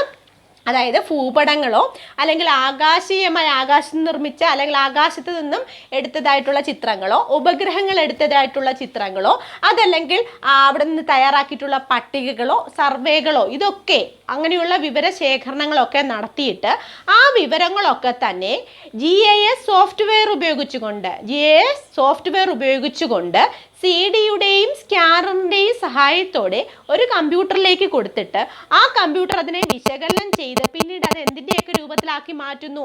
ഭൂപടങ്ങളുടെയും അതുപോലെ തന്നെ പട്ടികകളുടെയും ഗ്രാഫുകളുടെയും ഒക്കെ രൂപത്തിലാക്കി മാറ്റുന്ന ആ സാങ്കേതിക വിദ്യയാണ് GIS എന്ന് പറയുന്നത്. അപ്പോൾ എന്താണ് GIS എന്ന്? അപ്പോൾ പരീക്ഷയ്ക്ക് എങ്ങനെ ചോദ്യം ചോദിക്കും? ഈ പറഞ്ഞ ഇങ്ങനെ ചോദിക്കാം: ഭൂപടങ്ങൾ, ആകാശീയ ചിത്രങ്ങൾ അല്ലെങ്കിൽ ഉപഗ്രഹങ്ങൾ നിന്നെടുത്തിട്ടുള്ള ചിത്രങ്ങൾ, പട്ടികകൾ, സർവേകൾ എന്നിവയെ എന്ത് ചെയ്യുന്നു? GIS സോഫ്റ്റ്വെയർ ഉപയോഗിച്ച് കമ്പ്യൂട്ടറിൽ CD-യോ സ്കാനറോ ഉപയോഗിച്ച് സന്നിവേശിപ്പിച്ചുകൊണ്ട് പിന്നീട് അതിനെ വിശകലനം ചെയ്ത് ഭൂപടങ്ങൾ, ഗ്രാഫുകൾ എന്നിവയാക്കി മാറ്റുന്ന കമ്പ്യൂട്ടർ അധിഷ്ഠിതമായിട്ടുള്ള ഒരു വിവര സാങ്കേതികമായ പ്രവൃത്തി അല്ലെങ്കിൽ വിവര സാങ്കേതികമായ വിദ്യയെ എങ്ങനെ അറിയപ്പെടുന്നു? GIS എന്ന് അറിയപ്പെടുന്നു. ക്ലിയർ അല്ലേ? അപ്പോൾ കമ്പ്യൂട്ടറിലേക്ക് ഇതിനെ കൊടുത്തുകൊണ്ട് വിശകലനം ചെയ്ത് ഭൂപടങ്ങളാക്കി, ഗ്രാഫുകളാക്കി അല്ലെങ്കിൽ പട്ടികകളാക്കിയൊക്കെ മാറ്റുന്ന കമ്പ്യൂട്ടർ അധിഷ്ഠിതമായിട്ടുള്ള ഒരു സാങ്കേതിക വിദ്യയാണ് എങ്ങനെ അറിയപ്പെടുന്നത്? GIS എന്ന് അറിയപ്പെടുന്നത്. അപ്പോൾ ഈ GIS എന്ന് പറയുന്നത് പ്രധാനമായിട്ടും എന്തിനാ ഉപയോഗിക്കുന്നതെന്ന് ചോദിച്ചാൽ ഇത്തരത്തിലുള്ള ചിത്രങ്ങളൊക്കെ എടുത്തിട്ട് അതിൽ ഭാവിയിൽ എന്തെങ്കിലുമൊക്കെ പ്രതിഭാസങ്ങൾ, കൊടുങ്കാറ്റുകൾ അല്ലെങ്കിൽ വെള്ളപ്പൊക്കങ്ങൾ, അപ്പോൾ അങ്ങനെയുള്ള ഭാവിയിൽ ഉണ്ടാകാൻ പോകുന്ന പ്രതിഭാസങ്ങളുടെയൊക്കെ ദൃശ്യ മാതൃക ആവിഷ്കരിക്കാനായിട്ട് ഇത് ഉപയോഗിക്കും. കൊടുക്കുന്ന ആ വിവരങ്ങൾ ഉപയോഗിച്ചുകൊണ്ട്, അത് ചിലപ്പോൾ ചിത്രങ്ങളാകാം, അതല്ലെങ്കിൽ ഭൂപടങ്ങളാകാം, അല്ലെങ്കിൽ സർവേകളാകാം, അല്ലെങ്കിൽ പട്ടികകളാകാം, ഇവയൊക്കെ ഇങ്ങനെയുള്ള വിവരങ്ങൾ വെച്ചുകൊണ്ട് തന്നെ അത് കമ്പ്യൂട്ടറിലേക്ക് കൊടുത്തതിന് ശേഷം കമ്പ്യൂട്ടറിൽ വെച്ചിട്ട് അതിനെ വിശകലനം ചെയ്ത് ദൃശ്യ മാതൃകയിൽ അതിനെ നമുക്ക് കാണത്തക്ക രീതിയിലുള്ള ഭൂപടങ്ങളോ അല്ലെങ്കിൽ പട്ടികകളോ ഒക്കെ ഗ്രാഫുകളോ ഒക്കെ ആക്കി മാറ്റുന്ന ഭാവി പ്രതിഭാസങ്ങളെക്കുറിച്ച് അത് ഇങ്ങനെ ആയിരിക്കും എന്ന് പ്രവചിക്കാനായിട്ട് അല്ലെങ്കിൽ അതിനെ കാണിച്ചു തരാനായിട്ട് മാറ്റുന്ന രീതിയിലേക്കാക്കി മാറ്റുന്നതും ഏത് സാങ്കേതിക വിദ്യയുടെ പ്രയോജനത്തിലൂടെയാണ്? GIS-ന്റെ പ്രയോജനത്തിലൂടെയാണ്. അപ്പോൾ GIS, അപ്പോൾ ഇങ്ങനെ ഒരു പരീക്ഷയ്ക്ക് ഒരു ചോദ്യം ചോദിക്കാം: അല്ലെങ്കിൽ ഭാവി പ്രതിഭാസങ്ങളുടെ ദൃശ്യ മാതൃകയൊരുക്കുന്ന സാങ്കേതിക വിദ്യയെ എങ്ങനെ അറിയപ്പെടുന്നു? കമ്പ്യൂട്ടറിന്റെ സഹായത്തോടെ ഭാവി പ്രതിഭാസങ്ങളുടെ ദൃശ്യ മാതൃക ഒരുക്കുന്ന സാങ്കേതിക വിദ്യയെ എങ്ങനെ അറിയപ്പെടുന്നു? GIS അല്ലെങ്കിൽ ഭൂവിവര വ്യവസ്ഥ, ജിയോഗ്രഫിക് ഇൻഫർമേഷൻ സിസ്റ്റം എന്ന് അറിയപ്പെടുന്നു. ഇതാണ് ഭാവി പ്രതിഭാസങ്ങളുടെയൊക്കെ ദൃശ്യ മാതൃക കാണാനായിട്ട് അല്ലെങ്കിൽ തയ്യാറാക്കാനായിട്ട് നമ്മളെ സഹായിക്കുന്ന ടെക്നോളജി എന്ന് പറയുന്നത്. Next, satellite based navigation system. അപ്പോൾ അങ്ങനെയുള്ള രീതിയിൽ ഏതൊക്കെ രീതിയിലാണ് ഈ സാറ്റലൈറ്റിനെ ബേസ് ചെയ്തുകൊണ്ടുള്ള നാവിഗേഷൻ സിസ്റ്റംസ് ഏതൊക്കെയാണെന്ന് നോക്കാം നമുക്ക്. ആദ്യമായിട്ട് നിങ്ങൾക്കറിയാം ഗ്ലോബൽ പൊസിഷനിങ് സിസ്റ്റം, GPS എന്ന് പറയും അല്ലേ. ഏറ്റവും കൂടുതൽ ഉപയോഗിച്ച് വരുന്ന ഒരു സംവിധാനമാണ് GPS സംവിധാനം എന്ന് പറയുന്നത്. ഇന്ന് ഏറ്റവും കൂടുതൽ റെലവൻ്റ് ആയിട്ടിരിക്കുന്ന ഒരു സംവിധാനം കൂടിയാണല്ലേ. അപ്പോൾ ഈ സാങ്കേതിക വിദ്യ എങ്ങനെയാണ് അല്ലെങ്കിൽ എന്തൊക്കെ കാര്യങ്ങളാണ് നമുക്ക് തരുന്നത് നോക്കാം. ഭൗമോപരിതലത്തിലെ വസ്തുക്കളുടെ അക്ഷാംശീയ സ്ഥാനം അല്ലെങ്കിൽ രേഖാംശ സ്ഥാനം, ഉയരം, സ്ഥാനം അല്ലെങ്കിൽ ഉയരം, സമയം ഇവയൊക്കെ മനസ്സിലാക്കാനായിട്ട് നമുക്ക് സഹായിക്കുന്ന സംവിധാനമാണ് എങ്ങനെ അറിയപ്പെടുന്നത്? ഗ്ലോബൽ പൊസിഷനിങ് സിസ്റ്റം അല്ലെങ്കിൽ GPS എന്ന് അറിയപ്പെടുന്നത്. അപ്പോൾ എന്താണ് ഗ്ലോബൽ പൊസിഷനിങ് സിസ്റ്റം അല്ലെങ്കിൽ GPS എന്ന് പറയുന്നത്? ഭൗമോപരിതലത്തിലെ വസ്തുക്കളുടെ അക്ഷാംശ സ്ഥാനം, രേഖാംശ സ്ഥാനം, ഉയരം, സമയം എന്നിവ മനസ്സിലാക്കാൻ നമ്മെ സഹായിക്കുന്ന സാങ്കേതിക വിദ്യയാണ് എങ്ങനെ അറിയപ്പെടുന്നത്? GPS സംവിധാനം എന്ന് അറിയപ്പെടുന്നത്. ഇനി ഈ GPS സംവിധാനം എങ്ങനെയാണ് പ്രവർത്തിക്കുന്നത്? അപ്പോൾ പരീക്ഷയ്ക്ക് എങ്ങനെ ചോദ്യം ചോദിക്കും? ഭൗമോപരിതലത്തിലെ വസ്തുക്കളുടെ അക്ഷാംശ സ്ഥാനം, രേഖാംശ സ്ഥാനം, ഉയരം, സമയം എന്നിവയൊക്കെ മനസ്സിലാക്കാനായിട്ട് നമ്മെ സഹായിക്കുന്ന സാങ്കേതിക വിദ്യയെ എങ്ങനെ അറിയപ്പെടുന്നു? താഴെ പറയുന്നവയിൽ എങ്ങനെ അറിയപ്പെടുന്നു? എന്നിട്ട് ഓപ്ഷൻ തരും. GIS, GPS, IRNSS ഇങ്ങനെയൊക്കെ തരാം അല്ലേ. എങ്ങനെ അറിയപ്പെടുന്നു?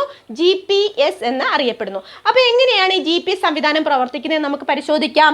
അതായത് ഏതാണ്ട് ഭൗമോപരിതലത്തിൽ നിന്ന് 20,000 മുതൽ 20,200 കിലോമീറ്റർ വരെ ഉയരത്തിൽ സ്ഥിതി ചെയ്യുന്ന ആറ് വ്യത്യസ്ത ഭ്രമണപഥങ്ങളിലായിട്ടുള്ള 24 ഉപഗ്രഹങ്ങളുടെ ഒരു ശ്രേണിയാണ് ഈ GPS സിസ്റ്റം എന്ന് പറയുന്നത്. അപ്പോൾ എങ്ങനെയാണ് ഞാൻ പറഞ്ഞത്? ഭൗമോപരിതലത്തിൽ നിന്നും 20,000 മുതൽ 20,200 കിലോമീറ്റർ അകലെ 6 വ്യത്യസ്ത ഭ്രമണപഥങ്ങളിലായിട്ടുള്ള 24 ഉപഗ്രഹങ്ങളുടെ ഒരു ശ്രേണിയാണ് എന്തെന്ന് പറയുന്നത്? GPS സംവിധാനം എന്ന് പറയുന്നത്. അപ്പോൾ ഈ ഭൗമോപരിതലത്തിൽ നിന്ന് 20,000 കിലോമീറ്റർ മുതൽ 20,200 കിലോമീറ്റർ അകലെ വരെയുള്ള 6 വ്യത്യസ്ത ഭ്രമണപഥങ്ങളിൽ നിന്നുകൊണ്ട് ഈ 24 ഉപഗ്രഹങ്ങൾ ശ്രേണിയായിട്ട് ഒറ്റ കൂട്ടമായിട്ട് പ്രവർത്തിച്ചുകൊണ്ട് ഈ പറഞ്ഞ വിവരങ്ങൾ, അതായത് ഭൗമോപരിതലത്തിലെ വസ്തുക്കളുടെ അക്ഷാംശ സ്ഥാനം, രേഖാംശ സ്ഥാനം, ഉയരം, സമയം ഇവയൊക്കെ മനസ്സിലാക്കാനായിട്ട് നമ്മെ സഹായിക്കുന്നു. അപ്പോൾ 24 ഉപഗ്രഹങ്ങളുടെ 6 വ്യത്യസ്ത ഭ്രമണപഥങ്ങളിൽ നിന്നുള്ള ഒരു ശ്രേണിയാണ് അല്ലേ. അപ്പോൾ ഈ 24 ഉപഗ്രഹങ്ങൾ ചുരുങ്ങിയത് 4 എണ്ണമെങ്കിലും പ്രവർത്തിച്ചാൽ മാത്രമേ നമുക്ക് ഇത്തരത്തിൽ GPS സംവിധാനം വഴി നമുക്ക് ആവശ്യമുള്ള വിവരങ്ങൾ ലഭ്യമാകുകയുള്ളൂ. അപ്പോൾ പരീക്ഷയ്ക്ക് ഇങ്ങനെയും ചോദ്യം ചോദിക്കാം. ഭൗമോപരിതലത്തിൽ നിന്ന് 20,000 to 20,200 കിലോമീറ്റർ അകലെ വരെ 6 വ്യത്യസ്ത ഭ്രമണപഥങ്ങളിലായിട്ട് 24 ഉപഗ്രഹങ്ങളുടെ ഒരു ശ്രേണിയുമായി പ്രവർത്തിക്കുന്ന സാങ്കേതിക വിദ്യ താഴെ പറയുന്നതിൽ ഏതാണ് അല്ലേ? അത് GPS സംവിധാനമാണ്. മനസ്സിലാക്കി പഠിച്ചു വെക്കുക, മറക്കരുത്. 20,000 to 20,200 കിലോമീറ്റർ അകലെ വരെ 6 വ്യത്യസ്ത ഭ്രമണപഥങ്ങളിലായിട്ട് എത്ര ഉപഗ്രഹങ്ങളാണുള്ളത്? 24 ഉപഗ്രഹങ്ങളാണ് ഇതിൽ പ്രവർത്തിക്കുന്നത്. അതുവഴിയാണ് നമ്മൾ ഈ പറഞ്ഞ കാര്യങ്ങൾ അക്ഷാംശ സ്ഥാനം, രേഖാംശ സ്ഥാനം, ഉയരം, സമയം എന്നിവയൊക്കെ ഭൗമോപരിതലത്തിലുള്ള വസ്തുക്കളുടെ നമുക്ക് മനസ്സിലാക്കാനായിട്ട് സഹായിക്കുന്നത്. ഇതിൽ 24 ഉപഗ്രഹങ്ങളുടെ ഒരു കൂട്ടമാണ്. ഈ 24 ഉപഗ്രഹങ്ങളിൽ 4 എണ്ണമെങ്കിലും പ്രവർത്തിച്ചാൽ മാത്രമേ നമുക്ക് കൃത്യമായ വിവരങ്ങൾ, ചുരുങ്ങിയത് 4 എണ്ണമെങ്കിലും കൃത്യമായിട്ട് പ്രവർത്തിക്കണം, എങ്കിൽ മാത്രമേ നമുക്ക് കൃത്യമായ വിവരങ്ങൾ ലഭിക്കുകയുള്ളൂ. അപ്പോൾ ഈ GPS സംവിധാനം ആദ്യമായിട്ട് തുടങ്ങിയത് USA ആണ് അല്ലെ. GPS സംവിധാനം എന്ന് പറയുന്നത് USA-യുടേതാണ്. അപ്പോൾ ഇന്ത്യയിൽ ഇത് ഉപയോഗിക്കുന്നുണ്ട് അല്ലേ. അപ്പോൾ ഈ പറഞ്ഞ USA ഇത് പൊതുജനങ്ങൾക്കായിട്ട് ലഭ്യമാക്കാൻ തുടങ്ങിയത് 1980 മുതലാണ്. അപ്പോൾ പരീക്ഷയ്ക്ക് ഇങ്ങനെ ഒരു ചോദ്യം വരാം. GPS സംവിധാനം പൊതുജനങ്ങൾക്കായിട്ട് ലഭ്യമാക്കാൻ തുടങ്ങിയത് എന്ന് മുതൽ? 1980 മുതലാണ് USA ഇത് പൊതുജനങ്ങൾക്കായിട്ട് ലഭ്യമാക്കാനായിട്ട് തുടങ്ങിയത്. ക്ലിയർ അല്ലേ? നെക്സ്റ്റ് നോക്കൂ. അടുത്തത് Indian regional navigation satellite system. Indian regional navigation satellite system, IRNSS അല്ലേ. നമുക്ക് കേട്ടിട്ടുണ്ട് IRNSS. കൂടുതൽ വിശദമായ കാര്യങ്ങൾ നമുക്ക് പഠിക്കാം. പക്ഷേ ഇപ്പോൾ ഏറ്റവും പ്രധാനപ്പെട്ട SCERT പുസ്തകങ്ങളിലുള്ള വിവരങ്ങളാണ് ആദ്യം പഠിക്കുന്നത്. അപ്പോൾ IRNSS എന്ന് പറഞ്ഞാൽ ഇന്ത്യയിലെ റീജിയണൽ നാവിഗേഷൻ സാറ്റലൈറ്റ് സിസ്റ്റമാണ് അല്ലേ, IRNSS. ഈ IRNSS ഇന്ത്യയിൽ തന്നെയുള്ള നാവിഗേഷൻ സിസ്റ്റമാണ്. ഇനി ഇതിൻ്റെ നിരീക്ഷണ പരിധി എന്ന് പറയുന്നത് എവിടെയൊക്കെ വരുമെന്ന് ചോദിച്ചാൽ ഈ IRNSSന്റെ നിരീക്ഷണ പരിധി പാകിസ്ഥാനിലും ചൈനയിലും, ഇന്ത്യ ഉൾപ്പെടുന്ന പ്രദേശങ്ങൾ കൂടാതെ പാകിസ്ഥാനിലും ചൈനയിലും ഇന്ത്യൻ ഓഷ്യനിലും ഇവയൊക്കെ എല്ലാം കൂടി ഉൾപ്പെടുന്ന ഏതാണ്ട് 1500 കിലോമീറ്റർ ചുറ്റളവാണ് ഇതിൻ്റെ നിരീക്ഷണ പരിധി എന്ന് പറയുന്നത്. അപ്പോൾ IRNSSന്റെ ഇടയ്ക്കിടയ്ക്ക് പാകിസ്ഥാനും ചൈനയുമായിട്ട് ഇടയ്ക്കിടയ്ക്ക് അവർ നമുക്ക് പ്രശ്നങ്ങൾ ഉണ്ടാക്കുന്ന രാജ്യങ്ങളാണ്. അതുകൊണ്ടായിരിക്കാം ഒരു പക്ഷേ ഈ പറഞ്ഞ IRNSS അങ്ങനെ ഒരു നിരീക്ഷണ പരിധി വെച്ചിരിക്കുന്നത്. പാകിസ്ഥാൻ, ചൈന, ഇന്ത്യൻ ഓഷ്യൻ ഇങ്ങനെയൊക്കെയുള്ള ഇതെല്ലാം ഉൾപ്പെടുന്ന ഏതാണ്ട് 1500 കിലോമീറ്റർ ചുറ്റളവിൽ നിന്നുള്ള നിരീക്ഷണ പരിധിയാണ് ഏതിനുള്ളത്, IRNSSന് ഉള്ളത്. അപ്പോൾ ഇത്തരത്തിലാണ് IRNSS പ്രവർത്തിക്കുന്നത്. അപ്പോൾ ഇന്ത്യയുടെ സ്വന്തമായിട്ടുള്ള സാറ്റലൈറ്റ് ഉപഗ്രഹാധിഷ്ഠിത നാവിഗേഷൻ സിസ്റ്റം ഏതാണെന്ന് ചോദിച്ചാൽ ഏതാണ്, IRNSS ആണ്. ഇത് ഇന്ത്യയുടെ സ്വന്തമായിട്ടുള്ളതാണ്. അപ്പോൾ ഇതിന്റെ നിരീക്ഷണ പരിധി എന്ന് പറയുന്നത് പാകിസ്ഥാൻ, ചൈന, ഇന്തോനേഷ്യ ഉൾപ്പെടെയുള്ള 1500 കിലോമീറ്റർ ചുറ്റളവാണ് ഇതിന്റെ നിരീക്ഷണ പരിധി എന്ന് പറയുന്നത്. ഇനി നെക്സ്റ്റ് നോക്കൂ. നെക്സ്റ്റ് ഇന്ത്യൻ മേഖലയുടെ സമ്പൂർണ്ണ ഭൂപട നിർമ്മാണവുമായി ബന്ധപ്പെട്ട ഉപഗ്രഹാധിഷ്ഠിത ഭൂപട നിർമ്മാണ സംവിധാനം. പരീക്ഷയ്ക്ക് എങ്ങനെ ചോദ്യം ചോദിക്കും, ഇന്ത്യൻ മേഖലയുടെ സമ്പൂർണ്ണ ഭൂപട നിർമ്മാണവുമായി ബന്ധപ്പെട്ട ഉപഗ്രഹാധിഷ്ഠിത ഭൂപട നിർമ്മാണ സംവിധാനം ഏത്, അത് എങ്ങനെ അറിയപ്പെടുന്നു? അപ്പോൾ ഇന്ത്യൻ മേഖലയുടെ സമ്പൂർണ്ണ ഭൂപട നിർമ്മാണവുമായി ബന്ധപ്പെട്ട ഉപഗ്രഹാധിഷ്ഠിത ഭൂപട നിർമ്മാണ സംവിധാനത്തിൻ്റെ ഭൂപട നിർമ്മാണത്തിൻ്റെ സംവിധാനത്തിൻ്റെ പേര് എന്താണ്? ഭുവൻ എന്നാണ്. ഭൂപടം, ഭുവൻ പഠിക്കാൻ എളുപ്പമല്ലേ? ഭൂപട നിർമ്മാണ ഉപഗ്രഹാധിഷ്ഠിത ഭൂപട നിർമ്മാണ സംവിധാനമാണ് ഭുവൻ എന്ന് അറിയപ്പെടുന്നത്. ഈ ഭുവൻ പ്രവർത്തനം ആരംഭിച്ചത് 2009 മാർച്ചിലാണ്. ഭുവൻ എന്നാണ് പ്രവർത്തനം ആരംഭിച്ചത്? 2009 മാർച്ചിലാണ്. മറക്കല്ലേ, ഉപഗ്രഹാധിഷ്ഠിത ഇന്ത്യൻ മേഖലയുടെ ഉപഗ്രഹാധിഷ്ഠിത ഭൂപട നിർമ്മാണ സംവിധാനത്തിന്റെ പേരെന്താണ്? ഭുവൻ. 2009 മാർച്ചിലാണ് ഭുവൻ വന്നത്. ഇനി ഇത് ഓൺലൈൻ ഭൂപടങ്ങൾ നിർമ്മിക്കാനായിട്ടാണ് സാധാരണയായിട്ട് ഉപയോഗിക്കാറുള്ളത്. അപ്പോൾ ഓൺലൈൻ ഭൂപടങ്ങൾ നിർമ്മിക്കാൻ ഉപയോഗിക്കുന്ന ഒരു സംവിധാനമാണ് ഈ ഭുവൻ എന്ന് പറയുന്നത്. കൂടാതെ വേറെയും പ്രത്യേകതകളുണ്ട്. അപ്പോൾ ഈ പ്രധാനമായിട്ടും ഓൺലൈൻ ഭൂപടങ്ങൾ നിർമ്മിക്കുന്നത് ഏതൊക്കെ ടെക്നോളജീസ് ഉപയോഗിച്ചാണെന്ന് ചോദിച്ചാൽ നമ്മളിപ്പം പറഞ്ഞു GIS ടെക്നോളജി അല്ലേ, കമ്പ്യൂട്ടറിലേക്ക് ഈ പറഞ്ഞ വിവരങ്ങളൊക്കെ CD വഴി സ്കാനർ വഴി കയറ്റിയിട്ട് വിശകലനം ചെയ്ത് അതിനെ ദൃശ്യ മാതൃകയിലാക്കി മാറ്റുന്ന രീതി അല്ലേ, ആ GIS ടെക്നോളജി ഉപയോഗിച്ച് പിന്നീട് റിമോട്ട് സെൻസിങ്, നമ്മൾ ആദ്യം പറഞ്ഞില്ലേ വിദൂര സംവേദനം, ആ വിദൂര അപ്പം GISന്റെയും വിദൂര സംവേദനത്തിന്റെയും കൂടെ കോമ്പിനേഷൻ ആയിട്ടുള്ള രൂപം അത് ഏത് ഉപഗ്രഹങ്ങൾ ഉപയോഗിച്ചാണ് ചെയ്യുന്നത്? IRS ഉപഗ്രഹങ്ങൾ ഉപയോഗിച്ചാണ് ചെയ്യുന്നത്. അപ്പോൾ പരീക്ഷയ്ക്ക് എങ്ങനെ ചോദ്യം ചോദിക്കാം? ഭൂപട നിർമ്മാണത്തിനായി ഭുവൻ ഉപയോഗിക്കുന്നത് ഏത് തരം ഉപഗ്രഹങ്ങളെയാണ്, അല്ലെങ്കിൽ ഏത് പേരുള്ള ഉപഗ്രഹങ്ങളെയാണ് ഭൂപട നിർമ്മാണത്തിനായി ഭുവൻ ഉപയോഗിക്കുന്നതെന്ന് ചോദിച്ചാൽ IRS ഉപഗ്രഹങ്ങളെയാണ്. അതിലുപയോഗിക്കുന്ന ടെക്നോളജീസ് എന്തൊക്കെയാണെന്ന് ചോദിച്ചാൽ ഭുവനിൽ ഉപയോഗിക്കുന്ന ടെക്നോളജീസ് GIS ഉണ്ട്, റിമോട്ട് സെൻസിങ്ങും ഉണ്ട് അല്ലേ, ഭൂവിവര വ്യവസ്ഥയും ഉണ്ട്, വിദൂര സംവേദനവും ഉണ്ട്. രണ്ടും കൂടി ചേർന്നിട്ട് IRS ഉപഗ്രഹങ്ങളുടെ സഹായത്തോടു കൂടിയാണ് ഓൺലൈൻ ഭൂപട നിർമ്മാണം ആര് നടത്തുന്നത്? ഭുവൻ നടത്തുന്നത്. ഇനി ഇതിലെ പിക്ചർ റെസൊല്യൂഷൻ എന്ന് പറഞ്ഞാൽ മിനിമം എത്രയായിരിക്കും? 10 ആയിരിക്കും. 10 ആയിരിക്കും അതിലെ പിക്ചർ റെസൊല്യൂഷൻ എന്ന് പറയുന്നത്. അത് ഇങ്ങനെ ജസ്റ്റ് ഒന്ന് ഓർത്ത് വെച്ചാൽ മാത്രം മതി. ഇത് പിക്ചർ റെസൊല്യൂഷൻ പരമാവധി എത്ര വരെ ആകാം? 10 വരെ ആകാം. ഇനി ഭുവൻ രണ്ട് രീതിയിൽ പിക്ചേഴ്സ് എടുക്കാറുണ്ട്. ഒന്ന് 2D മാതൃകയിൽ എടുക്കാറുണ്ട്. 2D എന്ന് പറയുമ്പോൾ എന്താണ്? 2D മാതൃകയിൽ ദ്വിമാന ചിത്രങ്ങൾ എന്ന് പറയാം. ദ്വിമാന രീതിയിൽ 2D എല്ലാവർക്കും അറിയാലേ, 2D മാതൃകയിലുള്ള ചിത്രങ്ങൾ എടുക്കാറുണ്ട്. അത് ഭുവൻ 2D എന്ന് അറിയപ്പെടുന്നു. അതുപോലെ ഭുവൻ 3D ഉണ്ട്. എന്താണ്? ത്രിമാന രൂപത്തിലുള്ള ചിത്രങ്ങളും എടുക്കാറുണ്ട്. ഭുവൻ ഏതൊക്കെ രീതിയിലുള്ള ചിത്രങ്ങൾ എടുക്കാറുണ്ട്? 2D രൂപത്തിലുള്ളതും 3D ദ്വിമാന രൂപത്തിലുള്ളതും ത്രിമാന രൂപത്തിലുള്ളതുമായ ചിത്രങ്ങൾ ആരെടുക്കാറുണ്ട്? ഭുവൻ എടുക്കാറുണ്ട്.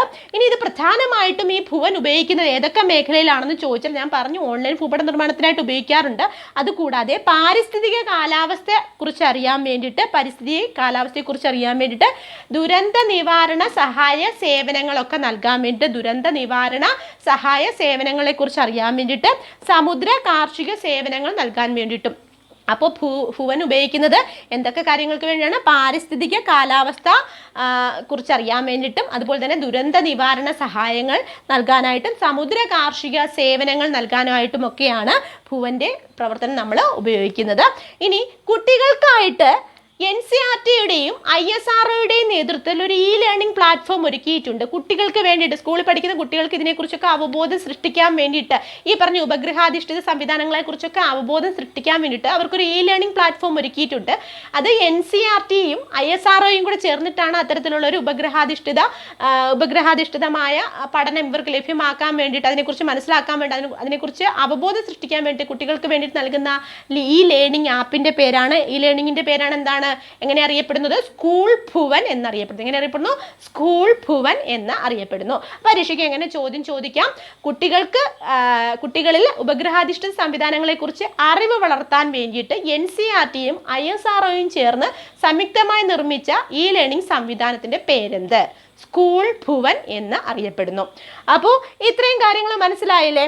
അപ്പോൾ ഈ പറഞ്ഞ GIS, GPS, IRNSS, അതുപോലെ തന്നെ ഭുവൻ അല്ലെ, ഉപഗ്രാധിഷ്ഠിത ഭൂപട നിർമ്മാണ സംവിധാനം, ഓൺലൈൻ ഭൂപടങ്ങൾ നിർമ്മിക്കാനും മറ്റു കാര്യങ്ങൾക്കും ഒക്കെ ആയിട്ട് ഉപയോഗിക്കുന്ന ഭുവൻ എന്ന സംവിധാനം കുട്ടികൾക്ക് വേണ്ടിയിട്ടുള്ള സ്കൂൾ ലേണിംഗ് സംവിധാനമായിട്ടുള്ള സ്കൂൾ ഭുവൻ അല്ലെ, സ്കൂൾ ഭുവൻ ഈ ലേണിംഗ് സംവിധാനമാണ് സ്കൂൾ ഭുവൻ. അപ്പോൾ അതുപോലെ തന്നെ GIS ടെക്നോളജി, റിമോട്ട് സെൻസിങ് എന്നിവയുടെ ഉപയോഗത്തോടു കൂടി അല്ലെങ്കിൽ എന്നിവയുടെ കാര്യങ്ങളുമായിട്ട് ബന്ധപ്പെട്ട് കോഴ്സുകൾ നടത്തുന്ന ചില പ്രധാനപ്പെട്ട ഇന്ത്യൻ സ്ഥാപനങ്ങളുണ്ട്. ഏതൊക്കെയാണ് ആ പ്രധാനപ്പെട്ട ഇന്ത്യൻ സ്ഥാപനങ്ങൾ എന്ന് വെച്ചാൽ 4 എണ്ണമാണ്. അപ്പൊ ഇതുമായി ബന്ധപ്പെട്ട കോഴ്സുകളെ ജിയോ ഇൻഫോമാറ്റിക്സുമായിട്ട് ബന്ധപ്പെട്ട കോഴ്സുകൾ എന്ന് അറിയപ്പെടുന്നത്. ഏതൊക്കെയാ? GIS ടെക്നോളജി, അതുപോലെ റിമോട്ട് സെൻസിങ് ഇവയുമായി ബന്ധപ്പെട്ട ജിയോ ഇൻഫോമാറ്റിക്സ് കോഴ്സുകൾ നടത്തുന്ന പ്രധാനപ്പെട്ട സ്ഥാപനങ്ങളാണ്, ഇന്ത്യൻ സ്ഥാപനങ്ങളാണ്. ഒന്ന് Indian institute of remote sensing, ഞാൻ പറഞ്ഞതാണ് Indian institute of remote sensing, അതുപോലെ തന്നെ സർവേ ഓഫ് ഇന്ത്യ, പിന്നെ 2 IIT-കൾ, IIT ഖരഗ്പൂറും IIT കാൺപൂറും. അപ്പൊ പരീക്ഷയ്ക്ക് എങ്ങനെ ചോദ്യം ചോദിക്കും? ജിയോ ഇൻഫോമാറ്റിക്സുമായി ബന്ധപ്പെട്ട് കോഴ്സുകൾ നടത്തുന്ന ഇന്ത്യൻ സ്ഥാപനങ്ങൾ താഴെ പറയുന്നവയിൽ ഏതൊക്കെയാണ്? Indian institute of remote sensing, അതുപോലെ തന്നെ survey of India, IIT Kharagpur, IIT Kanpur എന്നിവയാണ്.